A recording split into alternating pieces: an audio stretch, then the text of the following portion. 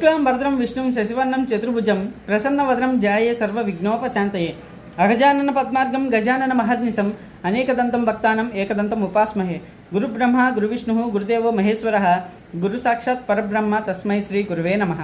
హరి ఓం. ఈ నెలలో మనం ఈ వీడియోలో ధనుసు రాశి వారికి ఎలాగుందో సెప్టెంబర్ నెలలో చూద్దాం.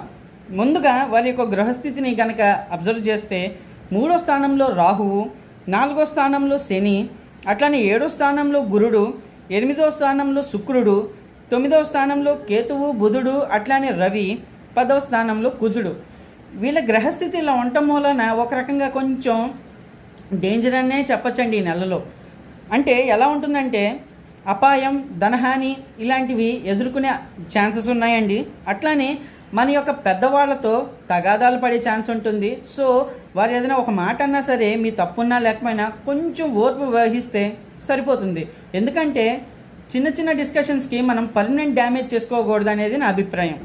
అట్లానే ఇన్ని గొడవలు జరుగుతుంటే మన మైండ్ సెట్ ఎలా ఉంటుందండి? తిన్నగా ఉంటుందా? లేదు కదా. ఓవర్ థింక్ చేయటం కానీ లేదంటే మైండ్ బాగా డిస్టర్బ్ అవ్వటం కానీ జరుగుతుంది. సో ఇవన్నీ అవాయిడ్ చేయాలంటే కొంచెం రిలాక్స్ అవ్వటం చాలా మంచిదండి.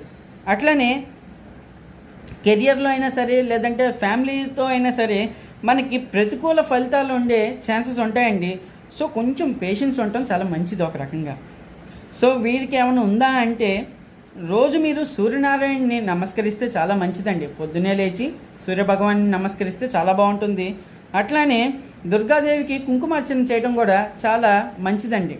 సో దానికోసం ఓం నమో భగవతే రుద్రాయ అని శివుణ్ణి, ఓం దుమ్ దుర్గాయ నమః అని దుర్గామాతని, అట్లానే